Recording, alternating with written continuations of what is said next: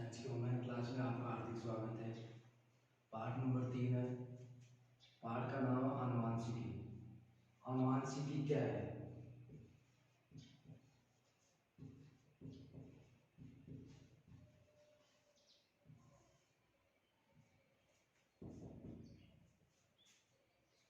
जीव विज्ञान की वह शाखा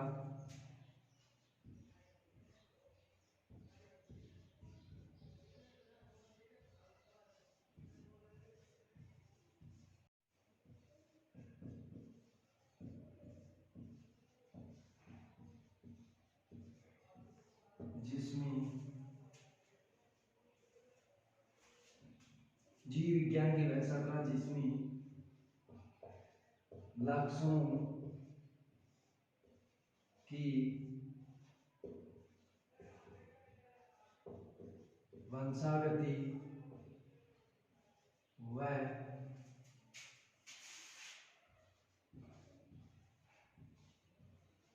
विभिन्नताओं का अध्ययन किया जाता है। क्या कहलाता है? आनुवांशिकी। आनुवांशिकी कहते हैं। क्या कहते हैं? आनुवांशिकी कहते हैं।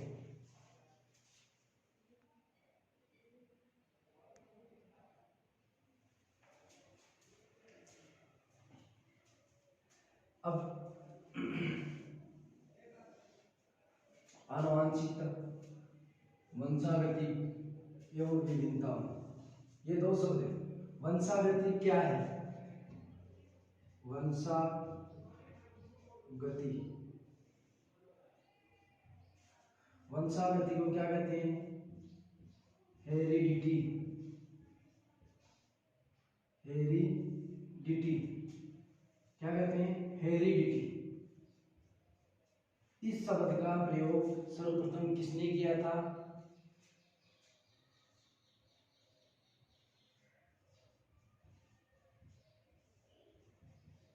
स्पेंसर नामक वैज्ञानिक ने। किसने किया था? स्पेंसर नामक वैज्ञानिक ने इसका प्रयोग सर्वप्रथम प्रयोग किया था। कब किया था? 1863 में। कब किया? 1863 में। अब आनुवांशिकता, इसको भी इसे जेनेटिक्स, इसे जेनेटिक्स भी कहते हैं। क्या कहते हैं? जेनेटिक्स भी कहते हैं। अब जेनेटिक्स शब्द का सर्वप्रथम प्रयोग किसने किया? कब किया?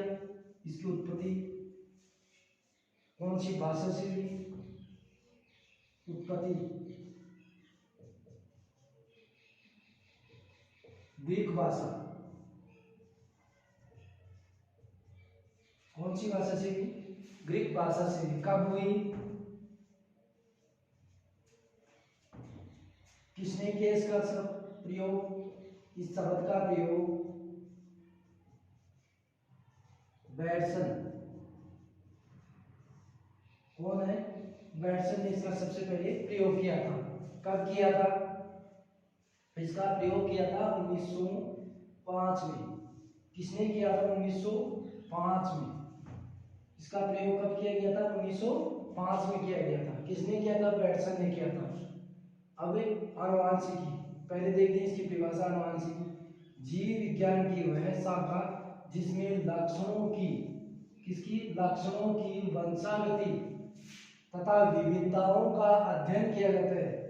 क्या किया जाता है? अध्ययन किया जाता है। उसे क्या कहते हैं? आनुवांशिकी कहते हैं। क्या कहते हैं? आनुवांशिकी।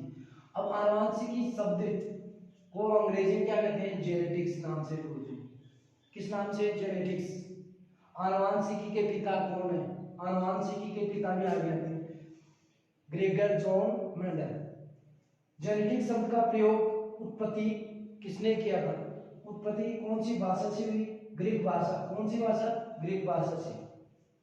प्रयोग किसने किया? बैटसन ने। किसने किया? बैटसन ने। कब किया? 1905 में किया। अब वंशागति, वंशागति क्या है? पीढ़ी दर पीढ़ी क्या होना? लक्षणों की संचरित होना, लक्षणों का संचरण होना, हेरिटेड। अंग्रेजी में क्या कहते हैं? हेरिटेड। इसका प्रयोग किया स्पेंसर ने। किसने किया? स्पेंसर ने। कब किया?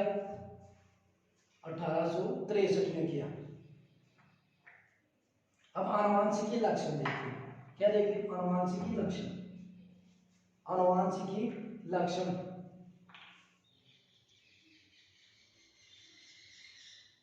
आनुवांशिकी लक्षण।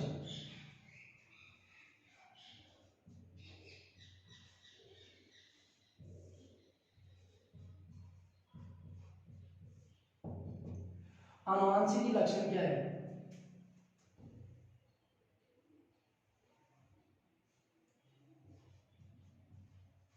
सजीवों के वे लक्षण, सजीवों के वे लक्षण जो पीढ़ी दर पीढ़ी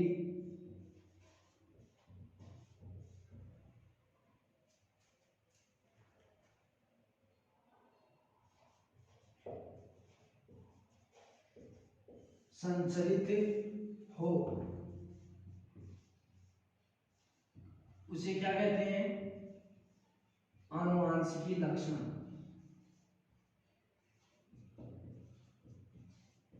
आनुवांशिकी लक्षण।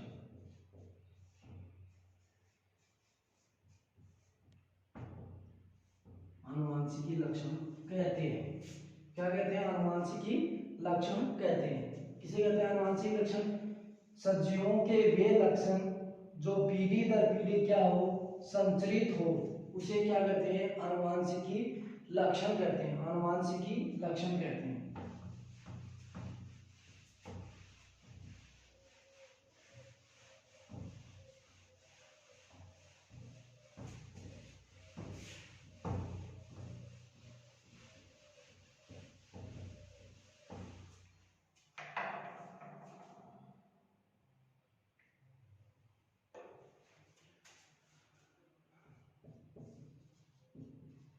आनुवांशिकी के पिता कौन है? आनुवांशिकता के पिता ग्रेगर जॉन मेंडल। कौन थे? Gregor John Mendel. इनका जन्म कब हुआ?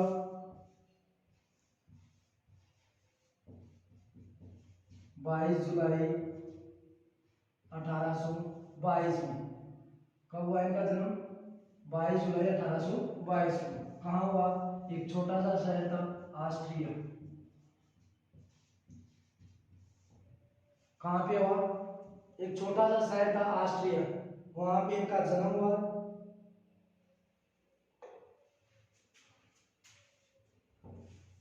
अब इन्होंने 1856 में मटर के पौधे पर संकरण करवाना शुरू कर दिया। इन्होंने क्या कर दिया? संकलन करवाना शुरू कर दिया था 1844 में। क्या 1844 में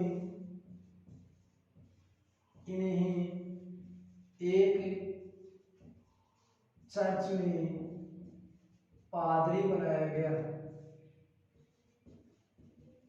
पादरी बनाया गया। पादरी मतलब उनको एक चर्च संस्था, ब्रून संस्था थी, उसमें इनको क्या मिल गई? नौकरी मिल गई। ये क्या? दर्शन शास्त्र, दर्शन शास्त्र से डिग्री प्राप्त की, डिग्री प्राप्त की। ये डिग्री हासिल करने के बाद में इन्होंने 1844 में एक चर्च का पादरी बनाया गया। 1856 में मटर के पौधे पर संकरण करवाना शुरू कर दिया। अब संकरण क्या है और मटर के वैज्ञानिक नाम, मटर का वैज्ञानिक नाम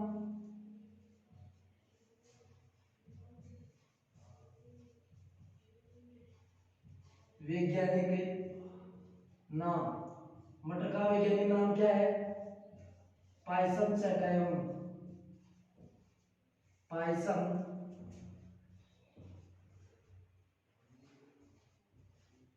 पायसम सैटाइवम। वैज्ञानिक नाम क्या है? पायसम सैटाइवम। अब संकरण क्या है? मटर के दो पौधे लेते हैं, दो पौधे लेकर उनके बीच क्रॉस करवाता है,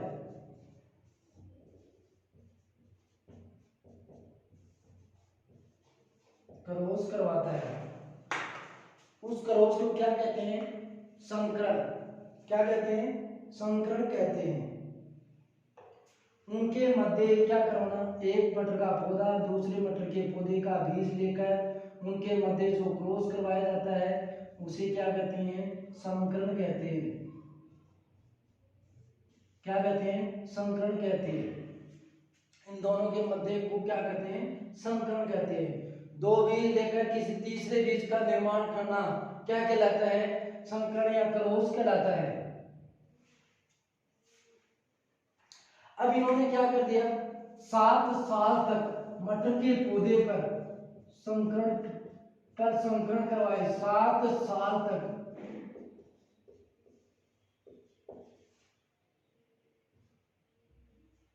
इन्होंने 1856 से क्या कर दिया? शुरू कर दिया, मटर के पौधे पर संकरण करवाना शुरू कर दिया और 7 साल तक इन्होंने प्रयोगों पर प्रयोग किए और सफलता तब जाके हाथ लगी, इनको सफलता मिली।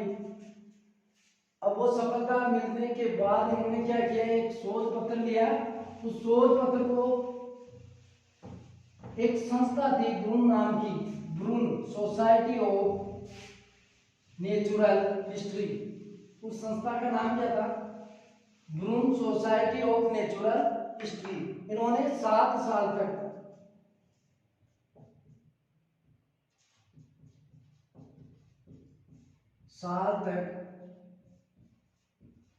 प्रयोग पर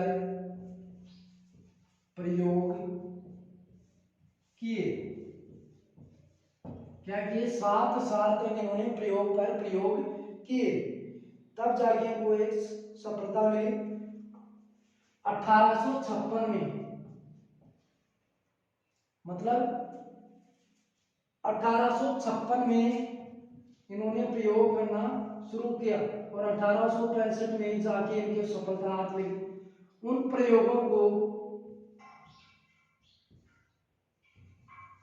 मेंडल ने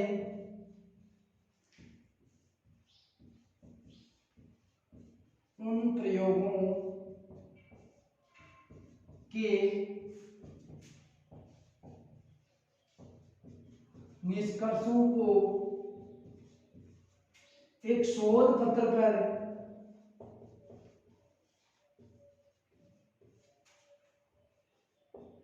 लिखकर, एक शोध पत्र पर लिखकर एक संस्था थी, उस संस्था का नाम क्या है?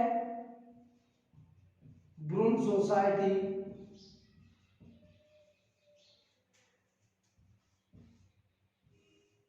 Brunn society of natural history, of natural history.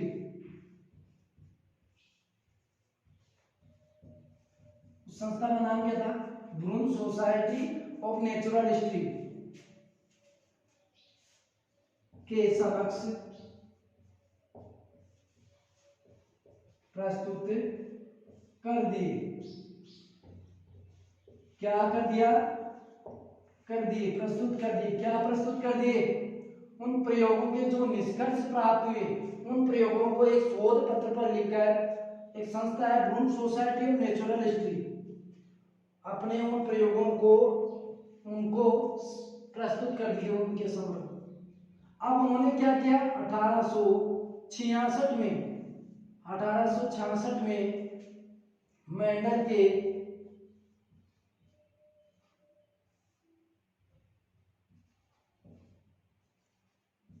द्वारा मटर पर जो प्रयोग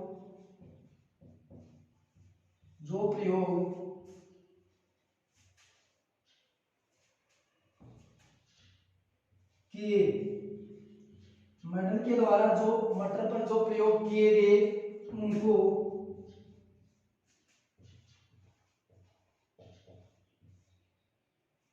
ब्रूम सोसाइटी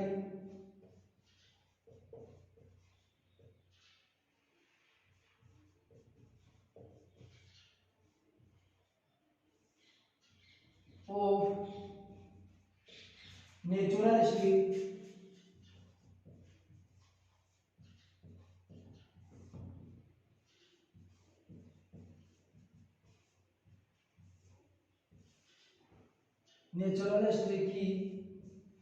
नेचुरल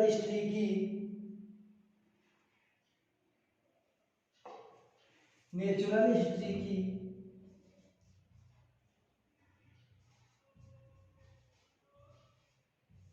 वार्षिक में प्रकाशन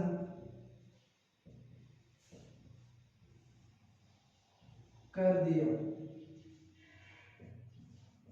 अब उस ग्रुप सोसाइटी थी, वो संस्था थी, उसने क्या कर दिया? अपनी वार्षिक में प्रकाशन कर दिया। उसकी पत्र पत्रिका होती है वार्षिक, वर्ष भर से निकलने वाली पत्र पत्रिका, जो प्रयोग किए जाते हैं उनके निष्कर्ष मिलते हैं, उनको उस अपनी Brunn society of natural history की वार्षिक में प्रकाशन कर दिया। मटर पर प्रयोग किया था। क्यों किया गया था मटर पर? वो भी पौधे बहुत थे, लेकिन मटर का पौधा क्या होता है? एक वर्षीय होता है। इस पे जो अध्ययन किए जाते हैं वो उनका रिजल्ट या उन पे अध्ययन किया जाता है वो कम समय में ही प्राप्त कर लिया जाता है। 1866 में होगा। अब इन प्रयोगों के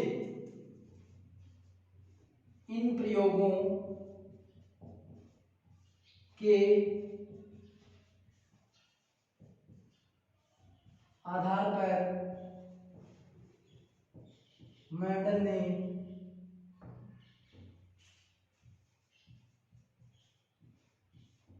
इन प्रयोगों के आधार पर मेंडल ने इन आनुवांशिकी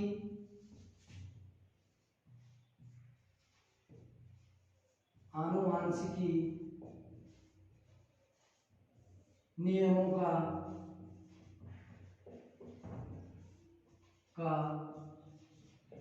प्रतिपादन कर दिया।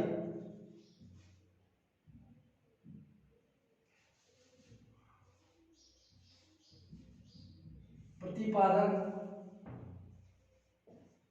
कर दिया और इन्हीं नियमों को सामूहिक रूप से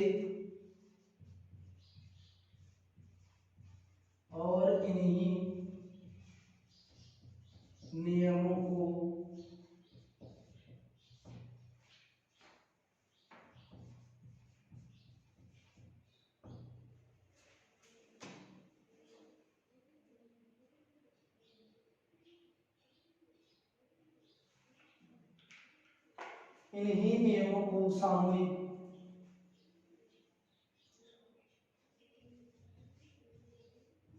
सामूहिक रूप से मेंडलवाद कहते हैं। अब एक क्वेश्चन सोल्व हो गया हुआ है यहाँ पे देखो, मेंडलवाद किसे कहते हैं? मेंडल के द्वारा जो मटर पर प्रयोग किए उनने आनुवांशिकी नियमों का प्रतिपादन कर दिया उन प्रयोगों के आधार पर, और इन्हीं नियमों को सामूहिक रूप से क्या कह देते हैं, मेंडलवाद कह देते हैं। इन्हीं नियमों को क्या कह देते हैं, मेंडलवाद। इन्होंने क्या किया, 1856 में मटर पर प्रयोग करना शुरू कर दिया, मटर पर प्रयोग करना शुरू कर दिया, मटर पर प्रयोग करना शुरू कर दिया। 7 साल तक इन्होंने प्रयोग पर प्रयोग किए।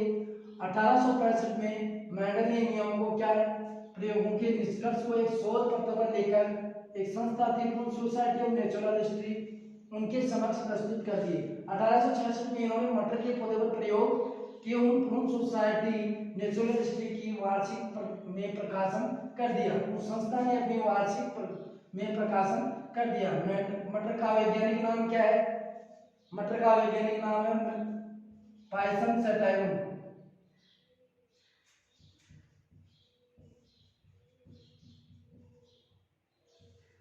पायसम सटाइवम, मटर का वैज्ञानिक नाम क्या है, पायसम सटाइवम। अब इन प्रयोगों के आधार पर मेंडल ने आनुवांशिक नियमों का प्रतिपादन कर दिया। आनुवांशिक नियम कौन कौन से, 3 नियम है, उनका प्रतिपादन कर सामूहिक रूप से मेंडलवाद कह दिया। अब 3 नियमों के बारे में पढ़ते हैं। पहला नियम क्या है, मेंडल का पहला नियम है प्रवाहिता का नियम, दूसरा नियम है पृथक्करण का नियम और तीसरा नियम है स्वतंत्र अपव्यवहन का नियम। मेंडल ने 3 नियम बताए थे, मेंडल ने 3 नियम बताए। पहला नियम है प्रभाविता का नियम, पहला प्रभाविता का नियम, दूसरा नियम कौन सा है,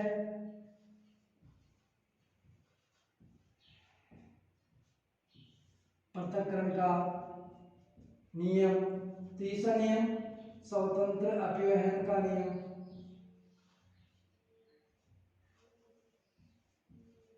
अपव्यवहन का नियम 3 नियम है, प्रभाविता का नियम, स्वतंत्र अपव्यवहन का नियम और पृथक्करण का नियम। ये तीनों नियम हम बाद में पढ़ेंगे। पहले पढ़ते हैं आनुवांशिक की शब्दावली क्या है। आनुवांशिक की शब्दावली क्या है, आनुवांशिक की शब्दावली के बारे में पढ़ते हैं।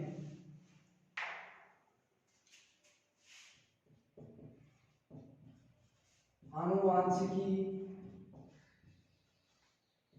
शब्दावली,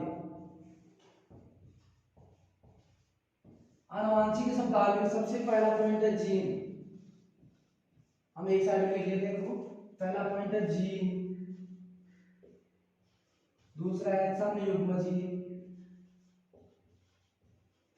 समयुग्मजीन, तीसरा कौन सा है, विषमयुग्मजीन, विषमयुग्मजीन। पहला जीन, दूसरा समयुग्मजीन, विषमयुग्मजीन, चौथा है लक्षण प्रारूप, लक्षण प्रारूप, पांचवा है जीन प्रारूप। लक्षण प्रारूप क्या है, जीन प्रारूप क्या है और प्रभावी लक्षण, अप्रभावी लक्षण,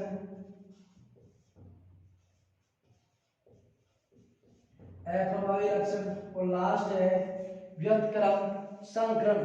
क्या है, व्युत्क्रम संक्रमण।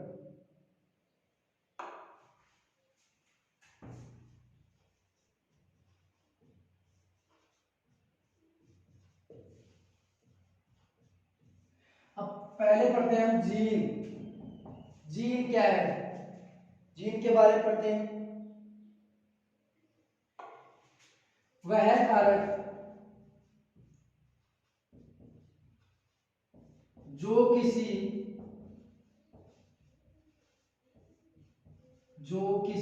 एक लक्षण को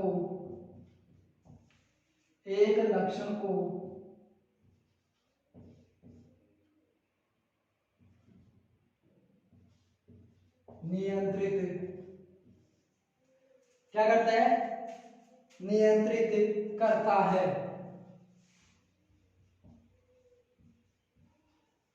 वह कारक जो किसी एक लक्षण को नियंत्रित करता है क्या कहलाता है, जीन कहलाता है। जीन कहलाता है। दूसरी परिभाषा देखते हैं, समयुग्मजी। समयुग्मजी, सम का मतलब समान, युग्मक का मतलब युग्मक। एक मटर का पौधा दूसरा मटर का पौधा, इनको हम क्या करते हैं, टी टी से करते हैं represent. T T, capital T और स्मॉल टी, समयुग्मक, समान युग्मकों जिनका क्या हो, लक्षण समान हो। मतलब जब किसी लक्षण,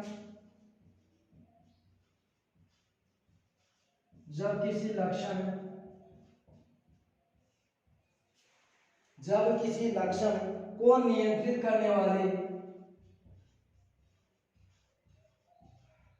को नियंत्रित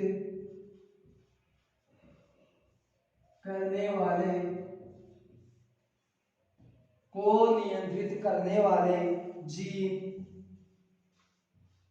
जीन के दोनों युग्म विकल्पी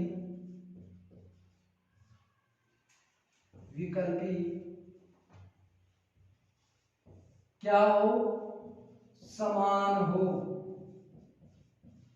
क्या होने चाहिए, युग्म विकल्पी क्या हो, समान हो।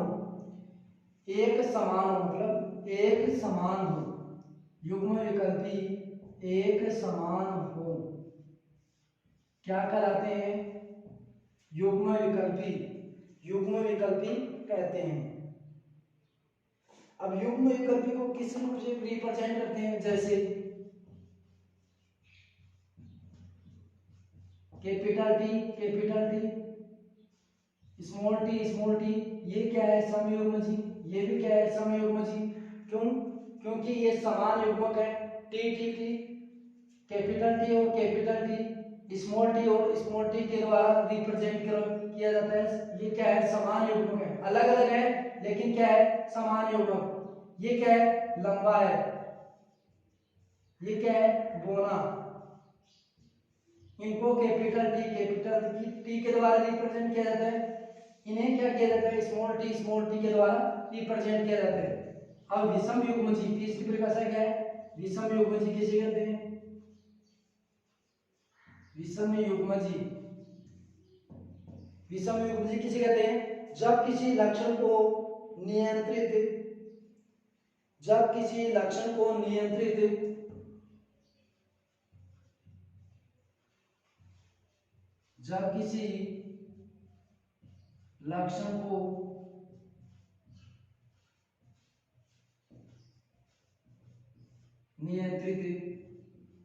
करने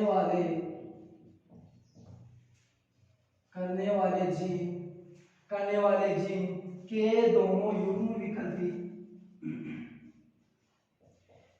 दोनों युग्म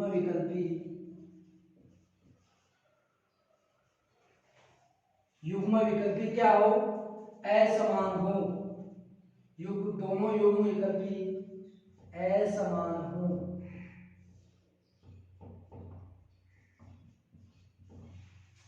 क्या हो, असमान हो,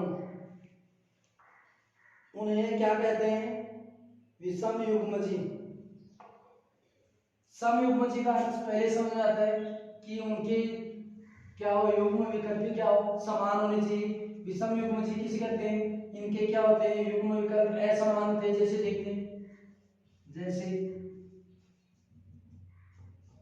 कैपिटल टी और स्मॉल टी, ये क्या है, युग्म तो एक है लेकिन ये दोनों युग्म को अलग अलग रिप्रेजेंट कर रहे हैं। पहला युग्म विकल्प कैपिटल टी के द्वारा और दूसरा युग्म विकल्प क्या है, स्मॉल टी के द्वारा रिप्रेजेंट किया जा रहा है। अब लक्षण प्रारूप कैसे करते हैं, लक्षण प्रारूप के बारे में पढ़ते हैं।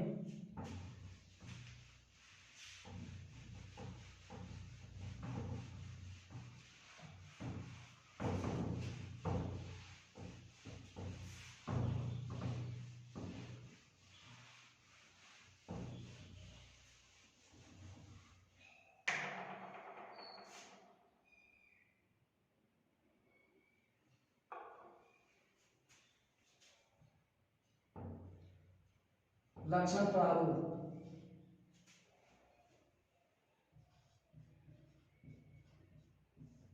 लक्षण प्रारूप। लक्षण प्रारूप किसे कहते हैं? किसी सजीव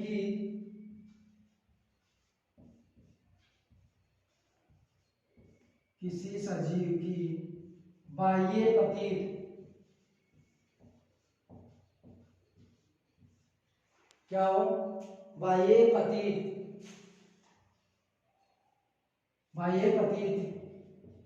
को लक्षण प्रारूप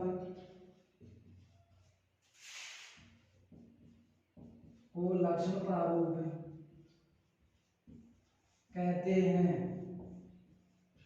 क्या कहते हैं? लक्षण प्रारूप कहते हैं। जैसे लंबे पौधे, क्या हो? लंबे पौधे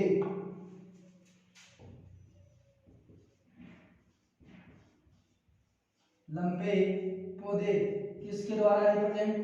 कैपिटल डी और कैपिटल टी, ये भी क्या है? लंबे पौधे। इन्हें किस रूप में रिप्रेजेंट करते हैं? Small T. ये क्या है?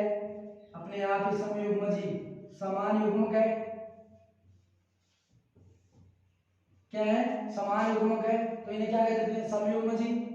और विषम युग्मजी, इसे क्या कहते हैं? विषम।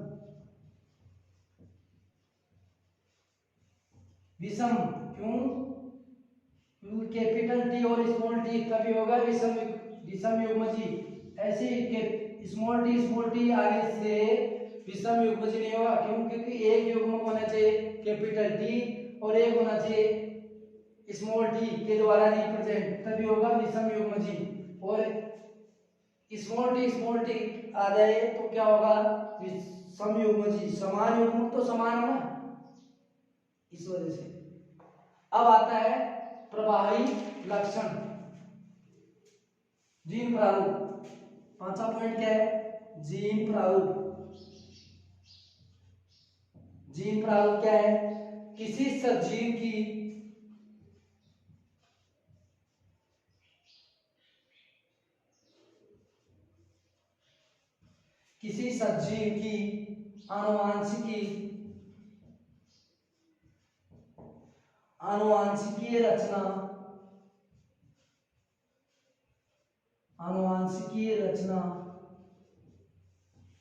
आनुवांशिकीय रचना को क्या?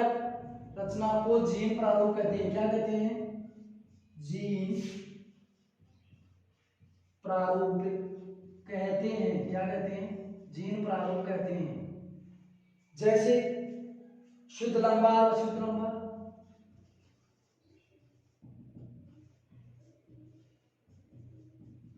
शुद्ध लंबा, अशुद्ध लंबा।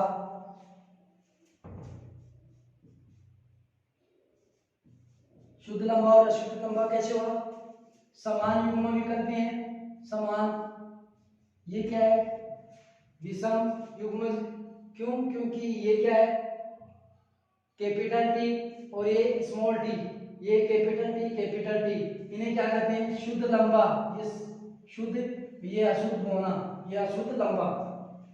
अब आगे है प्रभावी लक्षण, जो अपना प्रभाव दिखाते हैं वे क्या कहलाते हैं? प्रभावी लक्षण। जो अपना प्रभाव अभिव्यक्त नहीं कर पाते हैं वे क्या कहलाते हैं? अप्रभावी लक्षण। वे लक्षण जो F1 पीढ़ी में क्या हो? अपना प्रभाव अभिव्यक्त करते हैं। प्रभावी लक्षण। प्रभावी लक्षण किसे कहते हैं? वे लक्षण,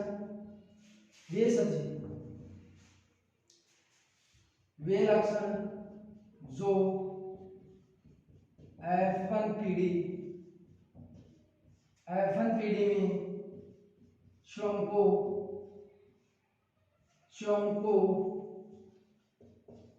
F1 पीढ़ी, अपन आगे बढ़ते हैं।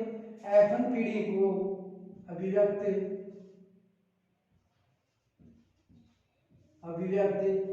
कर पाते हैं, उसे क्या कहते हैं? प्रभावी लक्षण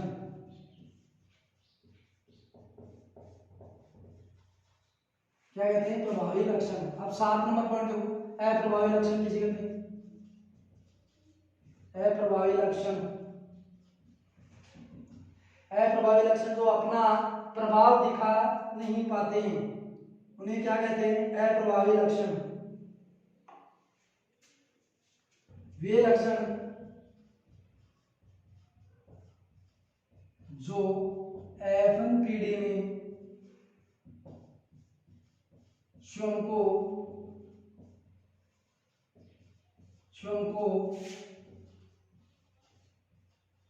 अभिव्यक्त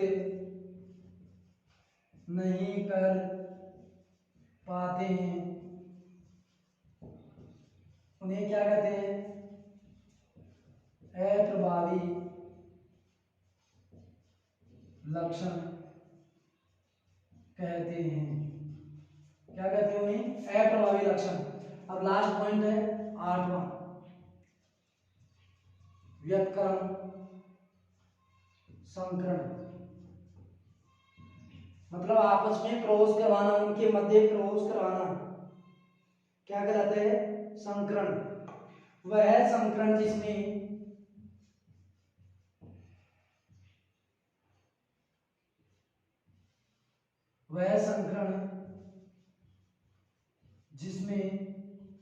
ए पादप को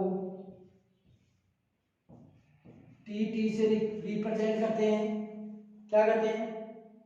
ए पादप को नर, टी को नर कहते हैं तथा बी पादप को टी के द्वारा रिप्रेजेंट करते हैं, उसे क्या कहते हैं? मादा। मादा जनक के रूप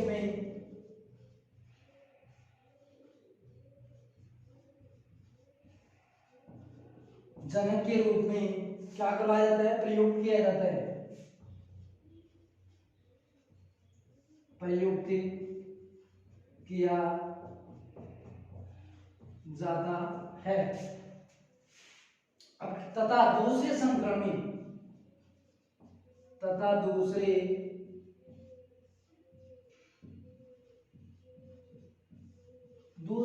में क्या करवाए जाते हैं?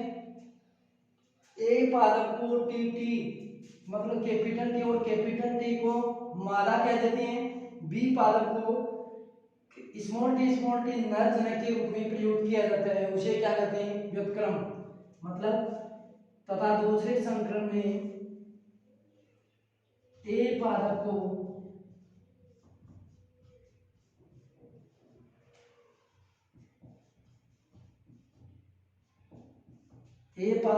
मादा व बी पादप को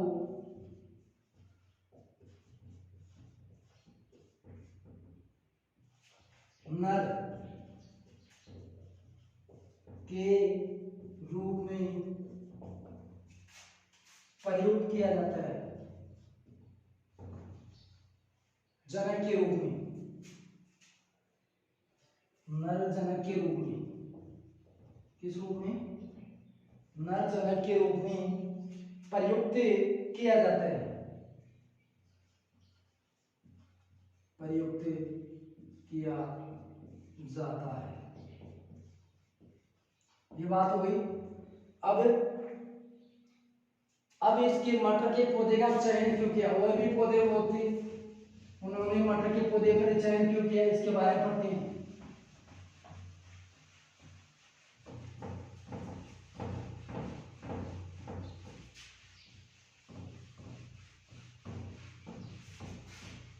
आनुवांशिक शब्दावली पूरी हुई। अब अपन पढ़ते हैं मटर के पौधे का ही चयन क्यों किया? मेंडल ने और भी पौधे बहुत थे, उनका भी प्रयोग कर सकता था, लेकिन मटर का पौधा क्या होता है? 1 वर्ष। मटर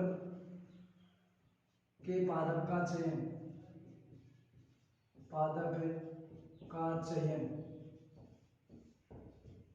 पहला पॉइंट आता है इसमें। मटर के पादप का चयन।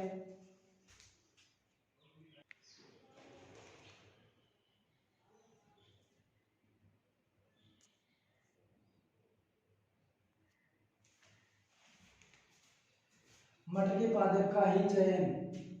मटर का पादप क्या होता है? एक वर्षीय पादप। क्या है? एक वर्षीय पादप होने के कारण कम समय में अनेक पीढ़ियों का अध्ययन किया जा सकता है। क्या हो सकता है? कम समय में अनेक पीढ़ियों का अध्ययन भी किया जा सकता है। इस वजह से मटर का पादप का चयन किया। और क्या है? द्विलिंगी पुष्प। मटर का पादप क्या है? द्विलिंगी पुष्प होने के कारण स्वपरागण के कारण, स्वपरागण क्या होता है उसमें जल्दी हो जाता है। समयुग्मजी। समयुग्मजी मतलब टीटी, कैपिटल टी और कैपिटल टी के द्वारा रिप्रेजेंट किया जाता है। समान युग्मक, समान युग्मक पाए जाते हैं। अब अथवा शुद्ध वंशक्रम, शुद्ध वंशक्रम सरलता से किया जा सकता है। क्या किया जा सकता है? उनका शुद्ध क्रम सरलता से किया जा सकता है। कौन सी विधि द्वारा? विपुंसक विधि द्वारा कृत्रिम परागण आसानी से किया जा सकता है। कृत्रिम विधि, कृत्रिम परागण भी कराया जा सकता है। मटर के पौधे के विप्रियासी लक्षणों के जोड़े भी पाए जाते हैं। क्या पाया जाता है? मटर के पौधे में विप्रियासी लक्षणों के जोड़े भी पाए जाते हैं। अब मेंडल ने अपने प्रयोगों में 7 विप्रियासी लक्षणों का चयन किया। 7 विप्रियासी लक्षणों का चयन किया था मेंडल ने। अपने 7 विप्रियासी लक्षणों का चयन किया था मेंडल ने। अब वो 7 विप्रियासी लक्षण क्या है? सारणी के द्वारा पढ़ते हैं। साकी होता है, कक्षीय होता है,